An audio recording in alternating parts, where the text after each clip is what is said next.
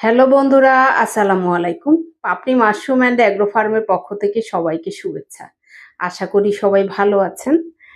একজন শ্রদ্ধেয় উদ্যোক্তা জানতে চেয়েছেন, স্পোন বের হওয়ার পর সাদা ছিল, কিন্তু কিছুদিন পরে মাইসিলিয়াম একটু হলুদ হয়ে গিয়েছে। তাহলে কি নষ্ট হয়েছে? স্পোন আপনি সাদা অবস্থাতেই হাতে পেয়েছেন। এটা খুব স্বাভাবিক এবং অনেক সময় সাদা নাও থাকতে পারে।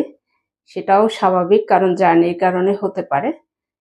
কিন্তু যখন কয়েকদিন পরে দেখলেন যে আপনার প্যাকেটের ভিতরে হলুদ কালার অথবা ব্রাউন কালার হয়ে থাকে, এটা কোনো ঝুঁকি কিনা বা নষ্ট হয়েছে কিনা? না, এটা হয়ে থাকে যখন স্পুন বানানো হয়, তখন যে স্টিম করা হয় সেই স্টিমের পানি কিছুটা ভিতরে থাকে এবং সেটা বদ্ধ পরিবেশে যখন থাকে, অর্থাৎ স্পুনের মুখটা রাবার দিয়ে বাঁধা থাকে, তখন ভ্যাপসার কারণে এই পানিটাই হলুদ বর্ণ ধারণ করে অথবা হালকা হলুদ কালার বা ব্রাউন কালার হয়ে থাকে।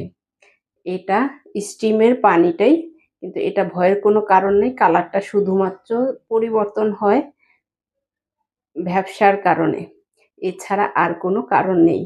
আশা করি ভিডিওটি দেখে আপনি নিজেও জানতে পারলেন এবং যারা জানতেন না তারাও জেনে নিতে পারবেন। ভালো থাকুন, সুস্থ থাকুন এবং নিজ ঘরে ঘরে মাশরুম চাষ করে নিজের পুষ্টির চাহিদা মিটিয়ে তুলুন। ভালো থাকুন। আল্লাহ হাফেজ।